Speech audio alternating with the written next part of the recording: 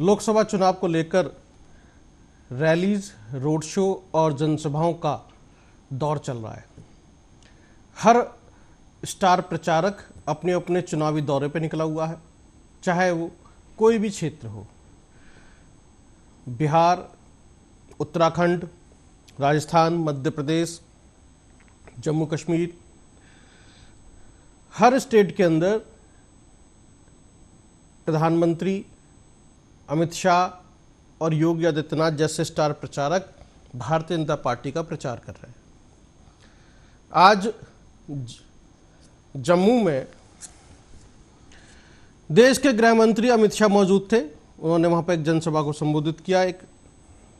इसी पे ज़्यादा बातचीत करने के लिए हमारे साथ में हमारी संवाददाता समीक्षा वर्मा जुड़ेंगी और एक वरिष्ठ पत्रकार विकास अब्रोल हमसे जुड़ेंगे और समझेंगे कि जम्मू कश्मीर में क्या हो रहा है। जुगल किशोर शर्मा के पक्ष में वोट मांगने के लिए आज रैली थी और उधमपुर सीट के लिए प्रधानमंत्री के बाद ये एक बड़े दिग्गज नेता की रैली है जिसमें अमित शाह का नाम है। इससे पहले प्रधानमंत्री की थी और उससे पहले योगी आदित्यनाथ।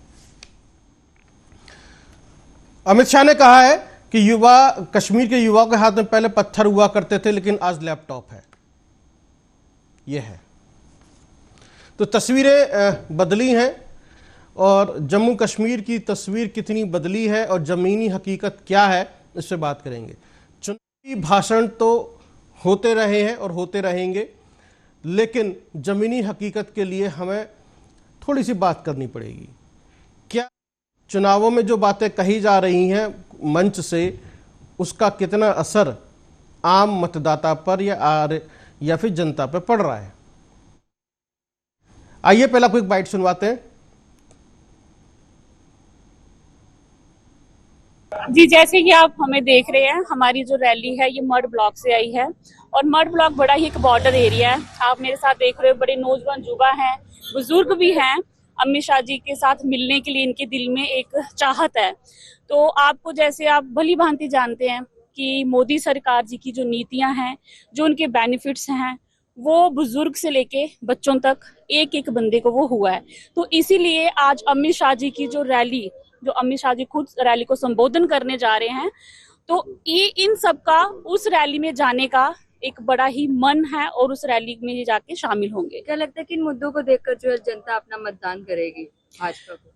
जैसे कि सबसे बड़ा जो हमें एक कहते हैं एक तोहफा मिला है मोदी जी से, जो हमारे जम्मू कश्मीर से 370 को हटाया गया। और उसके बाद जैसे कि मैं भी एक सरपंच हूँ फ्लोरा नागबनी से, पॉलिटिकल रिजर्वेशन जो लेडीज को मिलने जा रही है, जैसे हमें पिछले 70 साल में जो कहीं ना कहीं जो हम भारतीय नारी, जो हम जम्मू कश्मीर की जो मातृशक्ति जहाँ पे नजरअंदाज की जाती थी, तो आज वो ये सभी जो है बेनिफिट हैं, ये बच्चों, औरतों को, बुजुर्गों को, बच्चों को हुए हैं।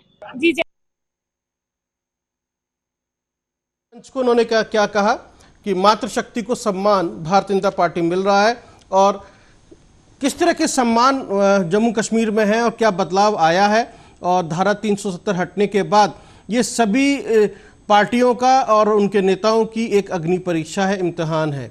इसमें कौन फेल होगा, कौन पास होगा, ये आने वाले कुछ समय में पता चल जाएगा।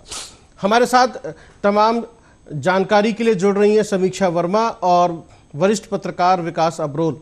हम इन दोनों से समझेंगे कि आखिरकार जम्मू कश्मीर में क्या बदलाव आया है और ये चुनाव किस तरीके से आगे बढ़ रहा है। बाकी की पॉलिटिकल पार्टीज किस तरीके से अपना चुनाव प्रचार कर रही हैं, वहाँ के ज़मीनी मुद्दे क्या हैं, जनता का मूड क्या है, अंडर करंट क्या है, किस तरह के बदलाव की बात कर रहे हैं, चाहे महबूबा मुफ्ती हो या फिर उमर अब्दुल्ला हो, फारूक अब्दुल्ला हो या गुलाम नबी आज़ाद हो। ये वो नाम है जो वहाँ की फिजा में तैर रहे हैं। भारतीय जनता पार्टी की तरफ से जितेंद्र सिंह एक बड़ा नाम है जो कि वहाँ पर उधमपुर सीट से चुनाव लड़ रहे हैं। इसके अलावा आज जिस तरीके से आज अमित शाह पहुँचे हैं चुनाव प्रचार के लिए, तो इसके बाद क्या स्थितियाँ बनी हैं और क्या फ़र्क पड़ेगा। जम्मू कश्मीर के अंदर तिरंगे को लेकर भी कहा जा रहा है कि तिरंगा अब फहराया जा रहा है, तो आखिरकार क्या क्या होने वाला है। अमित शाह की रैली बहुत महत्वपूर्ण है क्योंकि अमित शाह ने अभी हाल ही में कुछ समय पहले एक बयान दिया था कि अफसा हटाने की बात उन्होंने कही थी, सेना बैरक में वापस चली जाएगी और सेना के बैरक में वापस जाने से वहां का जो लॉ एंड ऑर्डर है वो पुलिस के हाथों में आएगा। तो इसका क्या फर्क पड़ेगा और वहां के आम नागरिक इसको किस तरीके से ले रहे हैं। समीक्षा, आज आपने अमित शाह की रैली को कवर किया है, अमित शाह की रैली में आपने क्या देखा और क्या समझा, जरा बताएं हमारे दर्शकों को। देखिए अजय, सबसे पहले तो जैसे अमित शाह आए तो उन्होंने अपना भाषण शुरू करने से पहले जो है माता वैष्णो का, माता बावे वाली का और हमारे जम्मू का प्रसिद्ध मंदिर रघुनाथ मंदिर को नमन करते हुए भाषण की शुरुआत की। उसके बाद जो है उन्होंने साफ तौर पर अपने जो उन्होंने काम किए हैं भाजपा ने, वो अपने काम जो है वो जनता को गिनाई। जैसे कि बात करेंगे 33% रिजर्वेशन, वुमेन्स रिजर्वेशन की। उसके बाद अगर हम बात करें डेवलपमेंट्स की, तो सभी डेवलपमेंट्स जो है वो आज उन्होंने जनता तक जो है वो पहुंचाई। और सबसे बड़ी बात यह है अजय कि आज गृह मंत्री अमित शाह ने ये जो रैली संबोधित की है, ये साफ तौर पर जुगल किशोर शर्मा की, जो कि जम्मू से प्रत्याशी है लोकसभा चुनाव को लेकर, उनके समर्थन में इस रैली को जो है उन्होंने संबोधित किया।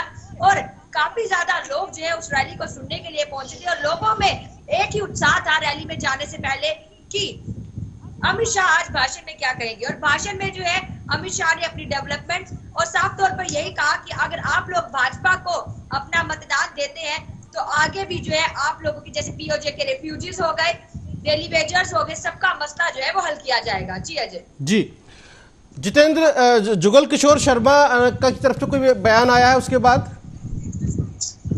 जी, जुगल किशोर शर्मा का उसके बाद का कोई बयान नहीं आया है, लेकिन उन्होंने जो है वोट ऑफ थैंक्स जो है वो जरूर दिया था आज रैली में जी। जब गृह मंत्री अमित शाह बोल रहे थे, अपना वोट ऑफ थैंक्स दिया था। और साफ तौर पर जुगल जी ने भी यही कहा था कि अगर आप लोग मुझे समर्थन देते हैं तो मैं आप लोगों की जो मसले मिसाइलें हैं पहले भी हल करता आया हूं पिछले 5-10 वर्षों में, और आगे भी हल करता हूं। जी, तो अभी जिस तरीके से अमित शाह ने कहा और अमित शाह को लेकर लोगों में कोई ज्यादा आपको इंटरेस्ट भी देखने के लिए मिला होगा, क्योंकि अफसा के बारे में जिक्र चल रहा था। यहां से उन्होंने कुछ कहा ऐसा अफसा के बारे में, किसी और के बारे में, या फिर वही चुनावी भाषण जैसे कि पिछली बार भी हुए थे, इस बार भी ऐसा ही कुछ है? जी, ये वही चुनावी भाषण जो है दिया गया। अफसा के बारे में आज की रैली में कुछ भी नहीं कहा गया।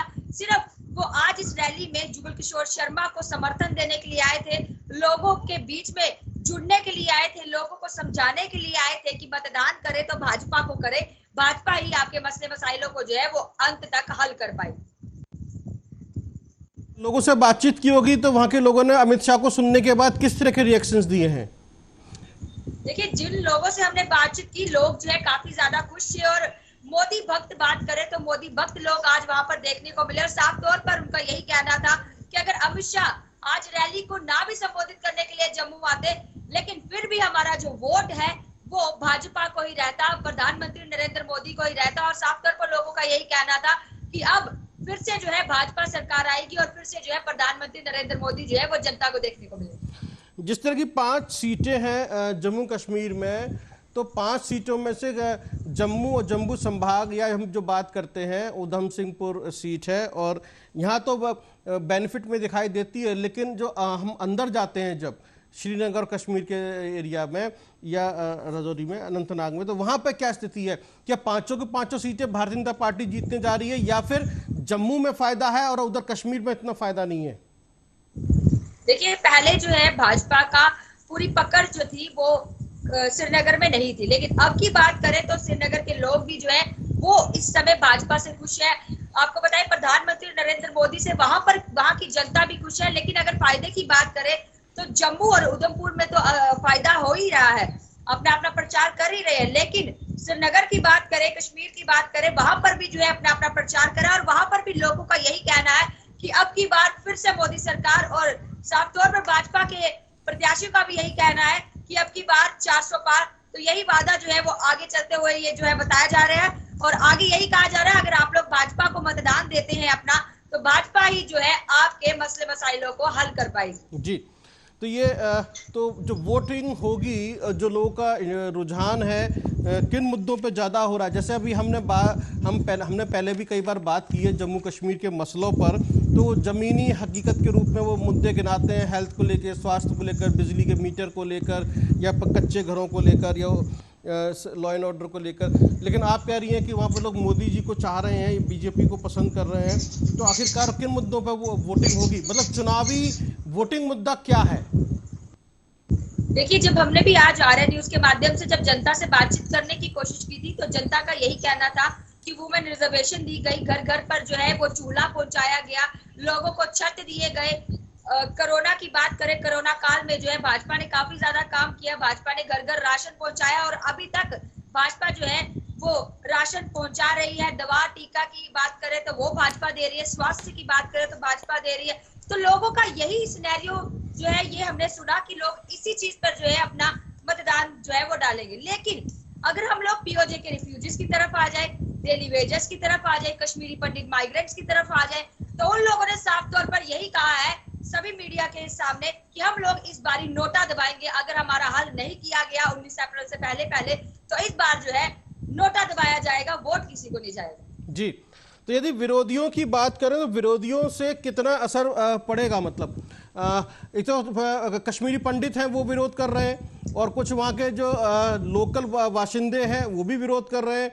तो इस विरोध के वोट के बाद भी यदि 60% भी वोटिंग होती है, तो फायदे में बीजेपी ही आपको दिखाई दे रही है? देखिए, 5 लाख कश्मीरी पंडित माइग्रेंट्स हैं। सीधा सीधा अगर 5 लाख कश्मीरी पंडित माइग्रेंट्स की बात कही जा रही है कि वो नोटा दबाएंगे, तो 5 लाख वोट्स तो जो है वो खत्म हो गए। उसके बाद डेली वेजेस की बात करें, वो भी लाखों में जो है डेली वेजर जो कि रिटायर भी हो चुके हैं, तभी भी उनको तनख्वाही उनकी नहीं मिली है।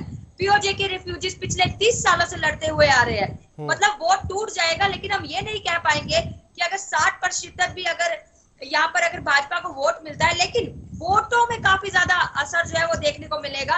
तो मुझे तो यही लग रहा है अजय कि 19 अप्रैल मतलब उधमपुर के मतदान से पहले जो है इन लोगों का हल कर दिया जाएगा, और यही लोग होंगे वो जो कि भाजपा को जाकर नोटा नहीं दबाएंगे, भाजपा को जाकर वोट करेंगे। चलिए ठीक है, आपको लगता है कि 19 अप्रैल से पहले इस समस्या का समाधान हो जाएगा जिससे कि नोटा नहीं दबेगा? और पीओके के 30 लाख, आप 30 लाख बता रही हैं अंकल? 30 लाख? जी, अंडर 30 लाख जो शरणार्थी हैं, उनका भी अभी समस्या का समाधान होना बाकी है। बाकी अगर हम महबूबा मुफ्ती की बात करें या अमर अब्दुल्ला की बात करें या गुलाम नबी आज़ाद की बात करें, तो वो क्या कह रहे हैं, क्या कर रहे हैं? वो भी अपना अपना प्रचार जो है वो अपने अपने तरीके से कर रहे हैं, और वो भी लोगों के बीच में जा रहे हैं, रैलीज को संबोधित कर रहे हैं। उनका भी यही कहना है साफ तौर पर कि भाजपा ने आज तक आप लोगों के लिए, जनता के लिए कुछ नहीं किया, जो हम करेंगे एक बारी आप लोग हमें भी मौका दीजिए, एक बारी इंडिया अलायंस को भी मौका दीजिए, तो हम भी आपको इससे ज्यादा कुछ जो है वो हटकर बताएंगे। जैसे कि स्कैम्स निकले थे एग्जाम्स में, वो नहीं निकलेंगे, बच्चों को रोजगार मिलेगा। ऐसी कुछ बातें जो है अपनी रैलीज में जो है महबूबा मुफ्ती, उमर अब्दुल्ला और गुलाम नबी आजाद जो है वो सुनाते हुए दिख रहे हैं। अच्छा, समीक्षा, चलिए ठीक है, रैली हो रही है, जनसभाएं हो रही हैं, तो भीड़ किसकी रैली में या जनसभा में ज्यादा है, बीजेपी की या दूसरी पार्टियों की? देखिए, इस वक्त के चुनाव तो है सबसे ज्यादा इंटरेस्टिंग चुनाव है भाजपा और कांग्रेस के बीच में। वहीं पर आपको मैं बता दूं कि कांग्रेस जो भाजपा के जो है राजनाथ सिंह आए थे, वहां पर इतनी गैदरिंग देखने को नहीं मिली, लेकिन आज ही रामलीला ग्राउंड में कठुआ में सचिन पायलट आए थे कांग्रेस से, और आज वहां पर गैदरिंग ज्यादा देखने को मिली। तो ये मैं नहीं कह रही, ये तस्वीरें भी लोग स्क्रीन पर देख रहे होंगे कि कांग्रेस की गैदरिंग ज्यादा दिख रही है कि भाजपा की गैदरिंग ज्यादा दिख रही है, वो लोग जो है खुद स्क्रीन पर देख रहे होंगे। मतलब लोगों के अंदर एक इंटरेस्ट जो है बना हुआ है, और लोग सुनने जा रहे हैं कौन क्या कह रहा है, लेकिन जनता का मूड क्या है वो पता चलेगा जब वोटिंग होगी, है ना? अभी तो लोग सिर्फ सुनना चाहते हैं। जी, वो तो मूड तो तभी पता चलेगा, लेकिन यहाँ पर इस समय जो है जनता सबको सुन रही है। जनता गुलाम नबी आजाद को भी सुन रही है, जनता भाजपा को भी सुन रही है, कांग्रेस को भी सुन रही है, एनसी को भी और पीडीपी को भी। लेकिन जनता जो है वो जनता के हाथ में उसका मतदान है। अब जनता किसको मतदान देगी, और वो तो 4 जून को जब रिजल्ट्स निकलेंगे, वोटिंग काउंट होगी, उसके बाद ही पता चलेगा कि इस बार कौन सी सरकार जो है वो निकल कर सामने आती है। यदि हम पंजीकृत सदस्यों की बात करें तो भाजपा के सदस्य ज्यादा बने इस बार या दूसरी पार्टियों के? इस बार भाजपा के सदस्य ज्यादा बने हैं। यानी कि बीजेपी जो है फायदे में है। और युवाओं को लेकर जिस तरीके से कहा कि पहले युवा कश्मीर में पथराव करते थे, आज उनके हाथ में लैपटॉप है, तो युवा बीजेपी को पसंद कर रहे हैं जो आम कश्मीरी है, या कुछ और है उनके मन में? देखिए, कश्मीरी पंडितों का यही कहना है कि हम लोगों का हम विस्थापित हुए, हमें हमारे घर पे भेजा जाए, हमें हमारी जमीन पर भेजा जाए, यही उनकी मांग है और वो कुछ ज्यादा मांगते नहीं है। और पिछले 35-37 वर्षों से जो है सभी सरकारों ने उनको जो है वो टाला है और उनको वापस विस्थापित नहीं किया। लेकिन इस बार भाजपा ने आश्वासन दिया था कि आप लोगों के लिए कश्मीर घाटी में एकोमोडेशन बना दी गई है, आप लोगों को वहां पर वापस विस्थापित कर दिया जाएगा। तो कश्मीरी पंडितों का भी यही कहना, अगर विस्थापित कर देते हैं तो वोट इस बार भाजपा को जाएगा, नहीं तो नोटा दबेगा। अच्छा, करीबी मुकाबला किन किन सीटों पे आपको दिखाई दे रहा है और कहां पर त्रिकोणीय मुकाबला है? सबसे ज्यादा इंटरेस्टिंग मैं पहले बता दूं आपको कि कांग्रेस और भाजपा का जो है इस समय कांटे की टक्कर जो है वो चल रही है। जहां पर हम आपको उधमपुर से बात करें, कांग्रेस से चौधरी लाल सिंह और डॉक्टर जितेंद्र सिंह, वहां पर वो भी बिल्कुल कांटे की टक्कर में चल रहे हैं। और जम्मू की बात करें, रमन भल्ला और जुगल किशोर शर्मा, ये भी कांटे की टक्कर में चल रहे हैं। तो इस बार के चुनाव तो है वो काफी ज्यादा इंटरेस्टिंग है। लेकिन अब जनता जनार्दन है, जनता का खुद का मतदान है। अब जनता जब मतदान करेगी, वोटिंग की काउंटिंग होगी, उसके बाद ही पता चलेगा इस बार मोदी सरकार या कांग्रेस। जी चलिए, इस बार तभी पता चलेगा इस बार मोदी सरकार या। तो इस बार निर्दलीय उम्मीदवारों की बात करें तो कितने निर्दलीय उम्मीदवार आपकी नजर में हैं जो जिन्होंने नामांकन भरा है? देखिए, उधमपुर से जो है करीब 15 बताए जा रहे हैं और जम्मू से जो है 13 इसमें बताए जा रहे हैं। और कुछ लोग तो ऐसे हैं जिन्होंने अपना प्रमाण पत्र, ये अपना नामांकन पत्र जो है वो वापस भी ले लिया है। जी, यानी कि लोगों में चुनाव को लेकर एक इंटरेस्ट है। ये अगर निर्दलीय भी आ रहे हैं तो इंटरेस्ट बन चुका है। हाँ, इंटरेस्ट है। और लगभग 9 साल बाद चुनाव होने जा रहे हैं जम्मू के अंदर। जी तो इसके बाद जैसे विधानसभा चुनाव भी होने हैं, तो विधानसभा चुनाव को लेकर भी लोगों में कोई सुगबुगाहट है कि क्या उनके मन में है? विधानसभा चुनाव को लेकर आज भी गृह मंत्री अमित शाह ने जो है वो बोला, जैसे कि सुप्रीम कोर्ट ने एक ऑर्डर निकाला था और एक डेट जो है वो घोषित की थी कि 30 सितंबर से पहले जम्मू कश्मीर में जो है असेंबली चुनाव होने चाहिए। तो अभी लोगों में इतना ज्यादा कोई इंटरेस्ट नहीं है। बस लोगों का यही कहना था कि अगर लोकसभा चुनाव हो रहे हैं तो विधानसभा के चुनाव भी साथ ही साथ हो जाने चाहिए थे। अच्छा, मतलब एक साथ चुनाव वो मांग रहे थे, एक साथ हो जाते तो ज्यादा बेहतर जी बिल्कुल, यही मांग थी लोगों की। यहाँ पर जब पीओके के लेकर कुछ बोला है अमित शाह ने आज? कुछ खास नहीं बोला। कुछ खास नहीं बोला है। बाकी पाकिस्तान को लेकर या चाइना को लेकर? जी ऐसा कुछ भी उन्होंने नहीं बोला। उन्होंने आज एक चुनावी भाषण दिया और आगे पीछे कुछ भी ऐसी कोई बात जो है वो नहीं बोली। राम मंदिर को लेकर? देखिए, राम मंदिर पर तो प्रधानमंत्री नरेंद्र मोदी ने भी बोला था कि कांग्रेस, एनसी और पीडीपी को लगता है कि भाजपा ने राम मंदिर बना लिया तो वोटों की राजनीति कर रहे हैं। तो साफ तौर पर यही आज अमित शाह का भी ये कहना था कि पिछले कई वर्षों से जो है राम मंदिर का निर्माण किया जा रहा था, तब तक भाजपा का नाम भी नहीं था। तो आज जो विपक्षी पार्टी है वो कैसे बोल सकती है कि भाजपा जो है वो राम मंदिर के नाम पर वोटों की राजनीति कर रही है? तो राम मंदिर पर यही कुछ बात उन्होंने आज बोली और यही कुछ भाषण में जो है वो आज उन्होंने बोला कि ये राम मंदिर के नाम पर कोई भी वोटिंग नहीं, हम लोग कोई भी वोटिंग राम मंदिर के नाम पर नहीं ले रहे। यानी कि जम्मू कश्मीर के अंदर उन्होंने ये कहा, बाकी दूसरे राज्यों में उनके जो नेता हैं वो राम मंदिर का जिक्र जरूर करते हैं, कर रहे जी। तो अलग अलग हिसाब से ये सब कुछ है। तो कुल मिलाकर ये रहा कि आज की जो अमित शाह की रैली थी वो काफी कामयाब रही। आपकी नजर में कितने लोग आए होंगे लगभग? करीब वो, क्योंकि वो ग्राउंड भी जो है वो छोटा था, तो करीब 8 से 10 हजार लोग जो है वहां पर पहुंचे थे। 8 से 10 हजार लोग पहुंचे थे। हाँ, जिसमें पहाड़ी समुदाय भी था और लोकल भी थे और काफी दूर दूर क्षेत्रों से लोग जो है, आज गांव से लोग सुनने के लिए गृह मंत्री अमित शाह को आए थे। अच्छा, जो सुरक्षा के बंदोबस्त, जैसे हम अक्सर सुनते हैं जम्मू कश्मीर में आतंकवादी हमले होते हैं, ऐसा कुछ हो जाता है, तो सुरक्षा के इंतजाम कैसे रहे जिससे कि एक भी ऐसी घटना सुनने के लिए नहीं मिली? नहीं, सुरक्षा के पुख्ता इंतजाम थे। सुरक्षा तो जो है पिछले 3 दिनों से उस एरिया को जो है बिल्कुल चेक किया जा रहा था और सुरक्षा जो है पिछले 3 दिनों से वहां पर दिन रात तैनात थी। और आज भी इतनी टाइट सिक्योरिटी थी कि बिना आप लोग अपने बैग चेक करवाए किए गए और यहाँ तक कि मीडिया के लिए भी इतनी ज्यादा चेकिंग की गई आज की। हम लोग ऐसे बिना चेकिंग के बाइक्स अंदर नहीं लेकर जा सकते, मतलब काफी ज्यादा सिक्योरिटी जो है वहां पर थी और सुरक्षा के पुख्ता इंतजाम थे और कुछ चींटी भी या मक्खी भी वहां पर ना फड़क पाए, वैसी सुरक्षा जो है आज वहां पर की गई थी। चलिए, बहुत बहुत धन्यवाद समीक्षा, ये तमाम जानकारी हमें देने के लिए। आज जम्मू कश्मीर के अंदर जुगल किशोर शर्मा के लिए अमित शाह ने एक रैली की है और रैली का एक मैसेज गया है जो उन्होंने कहा कि हम राम के नाम पर वोट नहीं मांग रहे, विपक्ष इसको बेवजह मुद्दा बना रहा है। उन्होंने जम्मू कश्मीर के जमीनी मुद्दे उठाए और उन्होंने जैसे युवाओं के बारे में बात की कि पहले जम्मू कश्मीर के युवाओं के हाथ में पत्थर होते थे, आज लैपटॉप है। धारा 370 का उन्होंने जिक्र किया है और जम्मू कश्मीर के विकास के बारे में, इंफ्रास्ट्रक्चर के बारे में उन्होंने बात की है। फिलहाल अब यह है कि 4 जून को पता चलेगा कि क्या फैसला किया है जम्मू कश्मीर की जनता ने और इस सीट पर जुगल किशोर शर्मा यदि जीतते हैं तो कितने वोटों से जीतते हैं और क्या उनकी स्थिति रहेगी, या कांटे की टक्कर है तो कितनी संघर्ष के बाद वो जीतते हैं। ये खैर 4 जून को पता चलेगा। बहुत बहुत धन्यवाद, देखते रहिए अब आर्या न्यूज़।